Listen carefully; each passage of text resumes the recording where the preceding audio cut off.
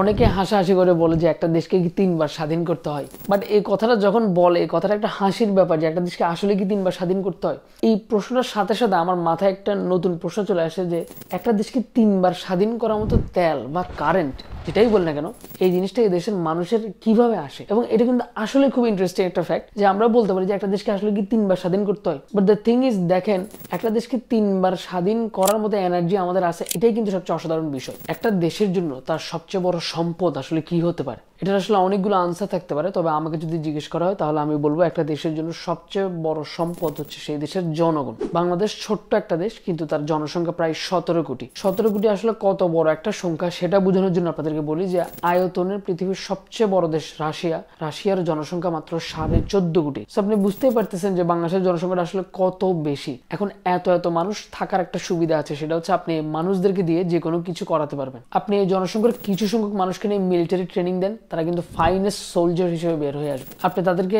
কৃষি কাজে লাগাই দেন, তারা কিন্তু ওয়ার্ল্ডের বেস্ট ফার্মার হবে। আপনি তাদের জন্য বড় বড় ফ্যাক্টরি তৈরি করে দেন, তাদেরকে ফ্যাক্টরিতে কাজে লাগিয়ে দেন, তারা কিন্তু ওয়ার্ল্ডের বেস্ট ওয়ার্কার হবে। বাংলাদেশের ব্যাপারে সবচেয়ে হতাশাজনক ব্যাপারটা হচ্ছে বাংলাদেশের জনগণের দিকে কখনোই আলাদা করে ফোকাস করা হয় নাই। মানে কি করলে জনগণের জন্য ভালো হবে, কি করলে জনগণ একটা বেটার লাইফ পাবে, এটা কিন্তু আমাদের পলিটিক্যাল লিডাররা, স্টেক হোল্ডাররা আছে বিভিন্ন বিষয়ে, বা যারা আমাদের বুদ্ধিজীবীরা আছে বা বিজ্ঞ লোকেরা আছে, তাদের কখনোই কনসার্নে ছিল না। কিন্তু আমরা এই সবগুলো কিন্তু পিছনে ফেলে আসছি অলরেডি, এবং আমাদের এখন শুধু সামনের দিকে তাকানো ছাড়া আসলে আর কোনো ওয়ে নেই। একটা ইন্টারেস্টিং ফ্যাক্ট হচ্ছে আমার বয়স কিন্তু মাত্র 26 বছর, এবং আমার মতোই কিছু ছেলেপেলে কিন্তু এখন বাংলাদেশ চালাচ্ছে, এবং এটা আসলে খুবই অসাধারণ একটা ব্যাপার। আমার দেশের মানুষ তার প্রতিবেশী দেশের কোনো রাষ্ট্রের মতোই না, আমরা না ইন্ডিয়ার মতো, না পাকিস্তানের মতো, না নেপালের মতো, না ভুটানের মতো, কারোর মতোই না। আমরা কমপ্লিটলি ডিফারেন্ট, আর এটাই আমাদের সবচেয়ে বড় পাওয়ার। যদি সিঙ্গাপুর পারে, যদি মালয়েশিয়া পারে, তাহলে আমরা কেন পারবো না? আমরা কোনোভাবেই সিঙ্গাপুর বা মালয়েশিয়ার মানুষের চেয়ে কম স্মার্ট না। সো হ্যাঁ, বাংলাদেশের সবচেয়ে বড়